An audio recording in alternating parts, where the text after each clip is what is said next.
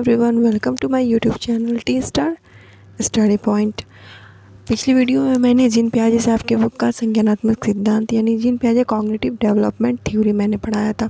ये बहुत ही इंपॉर्टेंट है, हर टेट एग्ज़ाम में आता है। और देखिए, मैं इससे रिलेटेड मैं आपको एमसीक्यू आज करवाऊँगी। देखिएगा कि जो इसमें कितनी क्वेश्चन जो है वो टेट एग्ज़ाम में पूछ चुके हैं। इसलिए आप लोग जिन लोगों ने मेरा वीडियो नहीं देखा होगा वो प्लेलिस्ट में जाके देखे। मैंने कल ही इस वीडियो को अपलोड किया है। जीन पियाजे का थ्योरी मैंने पढ़ा है, जिसमें मैंने बताया है कि जीन पियाजे क्या है, स्विट्ज़रलैंड के मनोवैज्ञानिक थे और उन्होंने किस पे अपना प्रयोग किया था, उन्होंने अपने बच्चे पे अपना प्रयोग किया था। It's most important. और इन्होंने संज्ञानात्मक विकास की 4 अवस्थाएँ दी थी।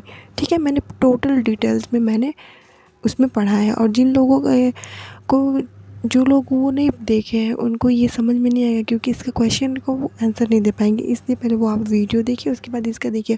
मेरा वीडियो वो देखने के बाद से आप ऑटोमेटिक ये जो मैं आज एमसीक्यू करवाने वाली हूँ आप लोग को समझ में आ जाएगा और आप लोग तुरंत आंसर देंगे। ठीक है, अब स्टार्ट करते हैं। पहला क्वेश्चन है कि पियाजे साहब ने मुख्यतः किस क्षेत्र में योगदान दिया है। तो मैं आपको बता दूं कि जीन पियाजे साहब का जो संज्ञानात्मक विकास का जो सिद्धांत है उसको ज्ञानात्मक विकास का सिद्धांत भी कहते हैं। ठीक है, ज्ञानात्मक विकास का सिद्धांत। तो देखिए, जीन पियाजे का क्या मानना था। जीन पियाजे का मानना था जो बच्चों में जो विकास होता है वह अंतःक्रिया द्वारा नहीं होता है, वह बच्चा अपनी उम्र के हिसाब से करता है। जैसे जैसे बच्चा बड़ा होता है वैसे उसे उसमें समझदारी आने लगती है।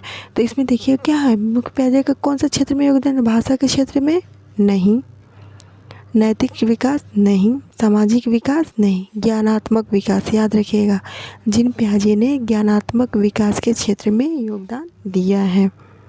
किसी भी जीन पियाजे से रिलेटेड क्वेश्चन आए, उसमें संज्ञानात्मक हो ज्ञानात्मक हो, तो आपको समझ जाना है कि इसमें ही ट्रिक करना है, क्योंकि क्वेश्चन बहुत घुमा फिरा के पूछते हैं जिससे बच्चे क्या होते हैं, कंफ्यूज हो जाते हैं। अब देखिए, नेक्स्ट क्वेश्चन है, बच्चे के संज्ञानात्मक विकास हेतु उत्तम स्थान कौन सा है। वैसे तो खेल का मैदान, सभागार, घर, विद्यालय एवं कक्षा, ये तीनों क्या है, बच्चों के विकास के हेतु संज्ञानात्मक विकास के लिए है। लेकिन इन चारों में उन्होंने क्या पूछा है, उत्तम यानी सबसे अच्छा। तो इस पे ध्यान देना है। ठीक है, तो इसमें सबसे अच्छा कौन सा विकल्प होगा ये देखना है। जो खेल का मैदान होता है, खेल का मैदान में अगर बच्चे जाते हैं खेल, तो अपने आसपास के ही बच्चे आते हैं। ठीक है, तो वहाँ पे विकास तो होगा लेकिन बहुत अच्छा, बहुत उत्तम तरीके से नहीं होगा। सभागार में भी नहीं होगा, घर में तो मैक्सिमम लोग ज़्यादा रहते नहीं है, कम ही लोग रहते हैं, तो उसमें भी ज़्यादा नहीं हो पाएगा। लेकिन विद्यालय में क्या है, इन तीनों में नहीं होगा। लेकिन विद्यालय एवं कक्षा का वातावरण, ध्यान दीजिएगा, विद्यालय एवं कक्षा का वातावरण। जब विद्यालय में कोई बच्चा जाता है तो वहाँ पे बहुत सारे अलग अलग भिन्न भिन्न परिवेश के बच्चे आते हैं। उनकी बोली, उनके विचार, उनके व्यवहार एक दूसरे से क्या होते हैं, भिन्न होते हैं। और वहाँ पे जब बच्चा जाता है तो वो अलग अलग तौर तरीके, अलग अलग लोगों के व्यवहार, हर चीज़ को एब्जॉर्व करता है, हर चीज़ को देख के समझता है। तो क्या होता है, वहाँ पे उसका जो संज्ञानात्मक विकास है वो तेज़ी से होगा, अच्छे से होगा। तो इसमें कौन सा होगा, इसका करेक्ट आंसर विद्यालय एवं कक्षा का वातावरण, ये सही होगा। ठीक है, ध्यान दीजिएगा, क्वेश्चन में इसमें पूछा है सबसे उत्तम स्थान। ठीक है, तो उत्तम स्थान में इसमें चारों में देखना है कौन सबसे अच्छा, कौन सबसे उत्तम होगा, जिसमें बच्चा जो है तीव्रता से सीखेगा। ओके, तो इसका आंसर क्या होगा, विद्यालय एवं कक्षा का वातावरण। अब देखिए, पियाजे के अनुसार बच्चों का जो चिंतन होता है, जो सोचने समझने की जो सलाहियत होती है, मूर्त अमूर्त जो चिंतन होता है, वह वयस्कों से डैश से भिन्न होता है या बजाय।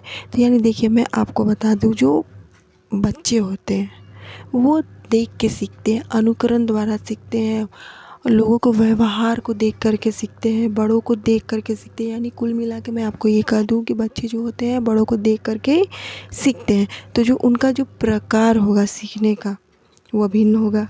ठीक है, और जो उनकी सीखने की जो मात्रा होती है, मात्रा मतलब एक बार वो ज़्यादा नहीं सीखते हैं, थोड़ा थोड़ा सीखते हैं। किसी को देख के कुछ सीखेंगे, किसी को देख के कुछ सीखें, यानी उसके मात्रा यहाँ पे होगा। तो ये क्या हो जाएगा, पियाजे के अनुसार बच्चों का चिंतन वयस्कों से प्रकार में भिन्न होता है, वयस्कों प्रकार में भिन्न होता है क्योंकि वो सीख रहे हैं और बजाय मात्रा के, यानी कम कम मात्रा में सीखते हैं। तो इसका राइट आंसर क्या होगा? प्रकार एवं मात्रा। नेक्स्ट क्वेश्चन है कि विकास को प्रभावित करने में, यानी जो बच्चे का जो विकास होता है उसको प्रभावित करने में निम्नलिखित, यानी ये जो चारों है, यानी ये जो चारों है इसमें से किस, यानी इन चारों में से कौन है? ठीक है, तो क्या होता है, इधर ध्यान दीजिए क्वेश्चन में क्या देता है, ये तो चारों को भूमिका होती है, विकास को प्रभावित करती है, विकास को प्रभावित करने वाले कारक हैं, लेकिन इन चारों में प्रमुख, मुख्य एकदम सबसे ये महत्वपूर्ण पे ध्यान दीजिए कि जो महत्वपूर्ण है वो क्या है। ठीक ना, तो देखिए जो भाषा है, जो भाषा है, भाषा के द्वारा तो बच्चा सीखता ही है, लेकिन यह महत्वपूर्ण प्रभावित करने वाला कारक नहीं है जीन पियाजे के अनुसार। पुनर्बलन, जो पुनर्बलन है, पुनर्बलन क्या दो प्रकार के होते हैं, एक सकारात्मक एक नकारात्मक पुनर्बलन होता है, यानी धनात्मक और ऋणात्मक। धनात्मक वो होता है जो पुरस्कार मिलता है बच्चों को जिससे वो खुश होकर के वो उस क्रिया को बार बार दोहराते हैं। ठीक है, और ये ऋणात्मक या नकारात्मक पुनर्बलन वो होता है जिसमें दंड बच्चों को मिलता है ताकि बच्चे दोबारा वो काम ना करें, तो ये तो होगा ही नहीं। ठीक है, तो उसके बाद से क्या है, भौतिक विश्व के साथ अनुभव, यानी वह लोगों के आसपास रहते हैं और उनसे अनुभव प्राप्त करते हैं, तो ये है, ये सही विकल्प है इसका, इसको प्रभावित करने वाला यह कारक है। ठीक है, विकास को प्रभावित करने वाला मुख्य महत्वपूर्ण कारक है इन चारों में, और अनुकरण के द्वारा तो बच्चा सीखता ही है, लेकिन मोस्ट क्या है इसमें प्रभावित करने वाला कारक ये है, भौतिक विश्व के साथ अनुभव। क्वेश्चन की बारीकियों को समझिए, जब तक बारीकियों को नहीं समझेंगे, क्वेश्चन क्या कह रहा है वो नहीं समझेंगे, तो इसका आंसर आप दे नहीं पाएंगे। ठीक है, तो पियाजे के अनुसार विकास को प्रभावित करने वाला क्या है, कौन सा कारक महत्वपूर्ण होता है? भौतिक विश्व के साथ अनुभव। ठीक है, क्लियर है? Any doubt? नेक्स्ट देखते हैं क्वेश्चन। अब देखिए नेक्स्ट क्वेश्चन क्या है, पूर्व संक्रियात्मक काल में आने वाली संज्ञानात्मक योग्यता। ठीक है, यानी जो पियाजे साहब ने जो 4 अवस्थाएं बताई थी, तो उसमें पूर्व संक्रियात्मक काल में आने वाली जो विशेषताएं हैं, योग्यता है संज्ञानात्मक विकास की, वह कौन सी है? ठीक है, तो देखिए पहला क्या है, अमूर्त चिंतन की योग्यता। जो मैं बता दूं, अमूर्त चिंतन की जो योग्यता होती है वो चौथी अवस्था यानी औपचारिक संक्रियात्मक अवस्था में होती है, जिसमें बच्चा क्या होता है, कितने आयु उसकी होती है, 11 से 14 वर्ष की आयु होती है, तो ये क्या होगा, नहीं होगा। अभिकल्पनात्मक निष्कर्ष चिंतन, ये भी क्या होता है, ये चौथे अवस्था में होती है। और लक्ष्य उद्दिष्ट व्यवहार की योग्यता, ये इसका करेक्ट आंसर होगा, क्योंकि पूर्व संक्रियात्मक काल जो होता है वो 2 से 7 वर्ष की अवस्था है जीन पियाजे के अनुसार। और उसमें क्या होता है, बच्चे जो होते हैं वो अपने आस पड़ोस के बच्चों के साथ खेलना प्रारंभ करते हैं। ठीक है, खिलौने से खेलना प्रारंभ करते हैं, यानी देखिए पूर्व संक्रियात्मक जो काल है इसको खिलौने की आयु भी कहते हैं, याद रखिएगा इसको, मोस्ट इम्पॉर्टेंट है, खिलौने की आयु। एग्ज़ाम में कई बार पूछ चुका है कि खिलौने की आयु कौन सी है, तो खिलौने की आयु कौन सी है, पूर्व संक्रियात्मक काल है। क्लियर है? तो इसका राइट आंसर क्या होगा, लक्ष्य उद्दिष्ट व्यवहार की योग्यता। और ये देखिए दूसरे के दृष्टिकोण को समझने की योग्यता कब आती है, चौथी अवस्था में आती है, यानी जब बच्चा क्या होता है 11 से 14 वर्ष की आयु के बीच में होता है, तो उसे दूसरे के दृष्टिकोण को समझने की योग्यता आती है, यानी ये भी रॉन्ग होगा। इसका राइट आंसर क्या होगा, लक्ष्य उद्दिष्ट व्यवहार की योग्यता। देखिए ये जो क्वेश्चन है 2016 की यूपी टेट में आया हुआ है, ठीक ना, 2016 के यूपी टेट में आया हुआ है। क्वेश्चन क्या कहता है कि पियाजे मुख्य रूप से किसके अध्ययन के लिए जाने जाते हैं। तो मैंने आपको पिछले वीडियो में भी बताया, अभी भी मैं कई बार कह रही हूँ कि जो जीन पियाजे हैं वो संज्ञानात्मक विकास से रिलेटेड उन्होंने थ्योरी दी थी, यानी हर जगह संज्ञानात्मक विकास आ रहा है, तो इससे पियाजे से रिलेटेड क्वेश्चन आए और उसमें संज्ञानात्मक विकास का जिक्र हो, तो आप डायरेक्टली क्या मारेंगे, किसमें, संज्ञानात्मक विकास में। ठीक है, क्लियर है? अब देखिए नेक्स्ट क्वेश्चन है पियाजे मुख्यता। देखिए एक ये दोनों क्वेश्चन सेम है, लेकिन इसके पूछने का जो ढंग है वो बिल्कुल अलग है, ठीक ना, एकदम ढंग इसका अलग है। और ये भी क्या है 2013 2013 में ये क्वेश्चन आया है, ठीक ना। ये भी क्या है, 2013 में क्वेश्चन आया हुआ है। इसमें पूछता है पियाजे मुख्य रूप से किसके अध्ययन के लिए जाने जाते हैं। और इस नेक्स्ट क्वेश्चन में पूछता है कि पियाजे मुख्यतः किस क्षेत्र में योगदान के लिए जाने जाते हैं। यानी इसमें क्षेत्र पूछता है और उसमें क्या पूछा है, अध्ययन पूछा है। तो दोनों का क्या आंसर होगा, क्या आंसर होगा इसमें, ज्ञानात्मक। मैं आपको बता दूं, संज्ञानात्मक विकास और ज्ञानात्मक विकास दोनों सेम है। अगर एग्ज़ाम में आता है जीन पियाजे से कि जीन पियाजे ने कौन सा थ्योरी दिया था, संज्ञानात्मक विकास दिया था, तो वहाँ संज्ञानात्मक विकास होगा। अगर ते पूछता है कि उन्होंने ज्ञानात्मक विकास, अगर उस ऑप्शन में होता तो ज्ञानात्मक विकास होगा। यानी इसमें क्या होगा, ज्ञानात्मक विकास। Clear, any doubt. दोनों देखिए क्वेश्चन बारीकी, मैं बार बार कह रही हूँ कि बारीकियों को समझिए क्वेश्चन को। आप पूरी थ्योरी पढ़ लेंगे, हर एक चीज़ पढ़ लेंगे, आपको लगेगा कि मैंने हर चीज़ पढ़ ली, लेकिन वही चीज़ आपकी जानकारी वाली चीज़ ही कई बार घुमा के पूछता है, जिससे आपको पता नहीं चलता, आप कंफ्यूज रहते हैं और वो जानते हुए भी वो आंसर आप करके नहीं आते, तो बाद में बहुत अफसोस होता है। इसलिए अफसोस करने से बेहतर है कि आप उस चीज़ को पढ़िए, उस चीज़ की बारीकियों को समझिए, क्वेश्चन को, पैटर्न को समझिए, क्वेश्चन कह क्या रहा है। ठीक है, देखिए नेक्स्ट क्वेश्चन क्या है। नेक्स्ट क्वेश्चन क्या है कि पियाजे के अनुसार, किसके अनुसार, पियाजे साहब के अनुसार जो है वह, पियाजे साहब ने 4 चरण बताए। कौन कौन से, संवेदीकामक अवस्था, पूर्व संक्रियात्मक अवस्था, मूर्त संक्रियात्मक अवस्था, औपचारिक या अमूर्त संक्रियात्मक अवस्था।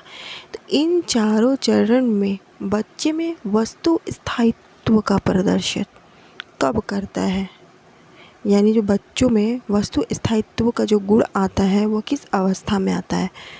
पहला है मूर्त संक्रियात्मक अवस्था। तो मैं आपको बता दूं कि जो मूर्त संक्रियात्मक अवस्था होती है ये 7 से 11 वर्ष की अवस्था होती है। और इस अवस्था में क्या होता है कि बालक में चिंतन और तर्क करने की शुरू हो जाता है। और इस अवस्था में बालक दिन रात महीना आदि ये सब क्या करने योग्य हो जाता है कि आज कौन सा महीना है चल रहा है, कौन सा दिन है, ऐसी योग्यता उसके अंदर आ जाती है। ठीक है, तो क्या होता है इसमें, क्या वस्तु स्थायित्व को प्रदर्शित करना प्रारंभ किया, तो पहले ही से वस्तु स्थायित्व को प्रदर्शित करना प्रारंभ कर दिया, तभी ना उसके अंदर तर्क करने की भावना आ रही है, तर्क वितर्क करने की, सही गलत को समझने की भावना आ रही है। तो ये क्या होगा, रॉन्ग होगा। औपचारिक संक्रियात्मक चरण, जो औपचारिक संक्रियात्मक चरण होती है, जो औपचारिक संक्रियात्मक चरण, ये जीन पियाजे के संज्ञानात्मक विकास का चौथा चरण है, जिसमें बच्चे की आयु 11 से 14 वर्ष की अवस्था होती है। और इसमें क्या करता है कि बच्चे में मूर्त अमूर्त चिंतन आ जाती है, तो ये भी गलत है। ठीक है, क्योंकि मूर्त संक्रियात्मक जो तीसरा जो चरण है उससे आगे का ये चरण है संवेदी प्रेरक चरण। जो संवेदी प्रेरक चरण जो है, इसमें क्या होता है कि जो बच्चा जो होता है वो अपने ज्ञानेंद्रियों का सहारा लेकर करता है, आँख नाक मुंह बनाता है, आँख से देखता है इधर उधर या किसी चीज़ को पकड़ना प्रारंभ करता है। तो इसमें क्या होता है, उसके वस्तु स्थायित्व को प्रदर्शित तो कर नहीं पाता, इसलिए ये भी रॉन्ग होगा। इसका करेक्ट आंसर होगा पूर्व संक्रियात्मक चरण। पूर्व संक्रियात्मक चरण का क्या होता है कि इस अवस्था में बच्चों की आयु 2 से 7 वर्ष की होती है, 2 से 7 वर्ष की होती है, जिसे क्या कहते हैं, खिलौने की आयु भी कहते हैं। इसमें क्या होता है, बस बच्चों के पास, जो आस पड़ोस के बच्चों के साथ खेलना प्रारंभ करता है, थोड़े अपने वातावरण में घुल मिल जाता है, तब उसमें वस्तु स्थायित्व को प्रदर्शित करने की भावना आती है। तो इसका राइट आंसर क्या होगा, पूर्व संक्रियात्मक चरण। ठीक है, कोई डाउट, चलते हैं नेक्स्ट क्वेश्चन की तरफ। मैं जो भी जीन पियाजे से रिलेटेड जो भी क्वेश्चन बता रही हूँ बहुत इंपॉर्टेंट है, और मैं आपको प्रूफ के साथ दे रही हूँ कि किस किस एग्ज़ाम में पूछा है, इसलिए आपको इसको नज़रअंदाज बिल्कुल नहीं करना, अच्छे से पढ़ना है और बिना वीडियो के स्किप किए हुए पूरा वीडियो देखिए, आप समझिए। ठीक है, पियाजे के सिद्धांत देखिए, इसमें क्या कहता है कि पियाजे के सिद्धांत के अनुसार पूर्व संक्रियात्मक अवस्था की अवधि क्या होती है। पूर्व संक्रियात्मक अवस्था, पूर्व संक्रियात्मक अवस्था की जो अवधि होती है 4 से 8 वर्ष होती है, गलत। जन्म से 2 वर्ष होती है, ये भी गलत। 2 से 7 वर्ष होती है, ये सही है। यानी पियाजे के सिद्धांत के अनुसार पूर्व संक्रियात्मक अवस्था ये दूसरी अवस्था है, दूसरी है ना। पहला है ये जन्म से 2 वर्ष की अवस्था जो होती है, जिसे संवेदीकामक अवस्था कहते हैं। ठीक है, और ये दूसरी होती है अवस्था पूर्व संक्रियात्मक अवस्था की, जिसकी बच्चे की आयु कितनी होती है, 2 से 7 वर्ष होती है। ये करेक्ट होगा, ये गलत होगा।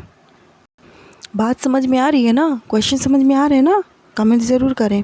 नेक्स्ट देखिए, पियाजे के अनुसार संज्ञानात्मक विकास की तृतीय अवस्था, देखिए बार बार अवस्था से रिलेटेड क्वेश्चन आ रहे हैं, बार बार अवस्था से रिलेटेड क्वेश्चन आ रहे हैं। देखिए यूपी टेट 2018 में पूछा है, फिर वही 18 में फिर पूछा है ये क्वेश्चन को। तो समझिए कि जीन पियाजे का ये जो चैप्टर है ये कितना इम्पॉर्टेंट है, इसकी जो अवस्थाएं हैं वो कितनी इम्पॉर्टेंट है। अवस्थाएं तो बिल्कुल आपको अपने दिमाग में फिक्स करना है, इसको घोल के पी जाना है, ऐसे तो आपको तैयार करना है। ठीक है, देखिए प्रूफ के साथ मैं दिखा रही हूँ, प्रूफ देख लीजिए आप, और आप सोचने समझने की लायक तो आपके अंदर है। ठीक है, आप समझ सकते हैं कि पढ़ना कितना इम्पोर्टेंट है, किस टॉपिक को पढ़ना इम्पोर्टेंट है और कैसे पढ़ना इम्पोर्टेंट है। देखिए इसमें क्या तृतीय अवस्था पूछा है, तो तृतीय अवस्था क्या होती है? ये पहली अवस्था है, संवेदी गामक अवस्था, जिसमें बच्चे की आयु जन्म से 2 वर्ष की होती है। ठीक है, और दूसरी अवस्था क्या है? पूर्व संक्रियात्मक अवस्था। ये दूसरी अवस्था होती है जिसमें बच्चे की आयु कितनी होती है? 2 से 7 वर्ष होती है। और जो तीसरी अवस्था होती है मूर्त संक्रियात्मक अवस्था, ये राइट है, मूर्त तीसरा ही पूछ रहा है ना, मूर्त संक्रियात्मक अवस्था यह सही है।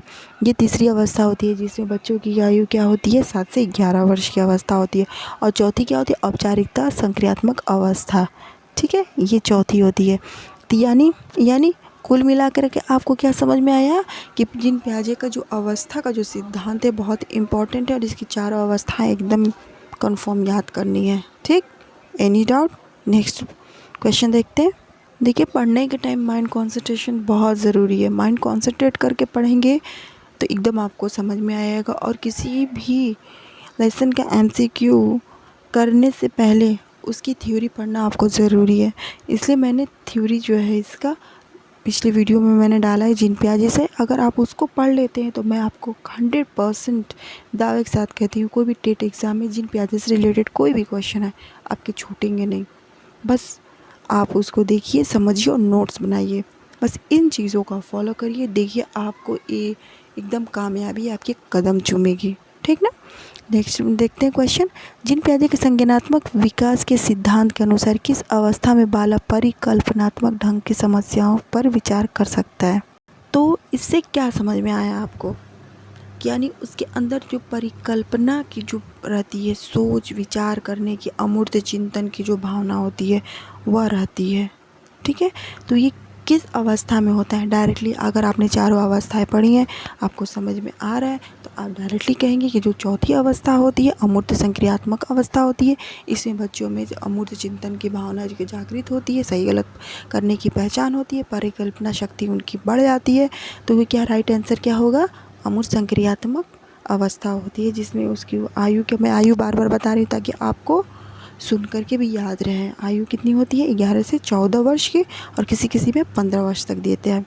ठीक है, देखिए नेक्स्ट क्वेश्चन है संज्ञानात्मक विकास के 4 चरणों। अब देखिए इसी क्वेश्चन को वो घुमा दिया, आखिर लास्ट में आ गया ना, 4 चरण दिया है, यानी जीन पियाजे का जो चारों अवस्थाएं आपको पढ़ना है। अगर आप पढ़ेंगे तभी ना आपको पता चलेगा कि कौन कौन से उसकी अवस्थाएं होती हैं। तो देखिए संवेदी पेशेंट पूछ सकते हैं स्थूल संक्रियात्मक औपचारिक संक्रियात्मक की पहचान की गई है, किसके द्वारा की गई है? जब आपको पता है कि जीन पियाजे साहब ने संज्ञानात्मक विकास का 4 अवस्थाएं दी थी, 4 अवस्थाएं दी थी संज्ञानात्मक अवस्था की, 4 अवस्थाएं दी थी, किसने दी थी? जीन पियाजे द्वारा दी गई। आप डायरेक्टली इस क्वेश्चन को ट्रिक आउट कर देंगे। अब मुझे नहीं लगता है कि आपको कोई शायद ही कोई डाउट हो या कोई चीज़ समझ में ना आया हो, या फिर जीन पियाजे से रिलेटेड कोई क्वेश्चन आए तो आप छोड़ेंगे, क्योंकि मुझे पूरा यकीन है जिस तरह मैंने थ्योरी बताया और जिस तरह मैंने ये क्वेश्चन सॉल्व कराए हैं, इससे मुझे 100% यकीन है कि आप लोग अगर माइंड कॉन्सेंट्रेट करके पढ़ेंगे तो आपको बिल्कुल समझ में आ जाएगा। कोई भी क्वेश्चन इससे रिलेटेड, जीन पियाजे से रिलेटेड कोई भी क्वेश्चन आपके छूटेंगे नहीं, मैं 100% दावे के साथ कहती हूँ। इसलिए देखिए मेरे चैनल को प्लीज़ सब्सक्राइब ज़रूर करें, और बेल आइकन को प्रेस करना बिल्कुल ना भूलें, और लाइक एंड कमेंट ज़रूर करें।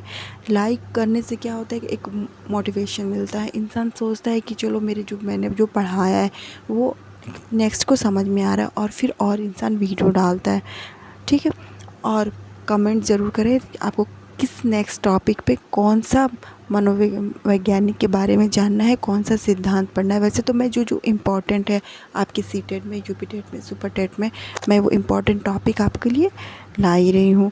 लेकिन फिर भी आप कमेंट करके मुझे ज़रूर बताएं, ज़रूर सुझाव दें। तब तक के लिए मिलते हैं नेक्स्ट वीडियो में। तब तक टेक केयर। जय हिंद एंड गुड बाय।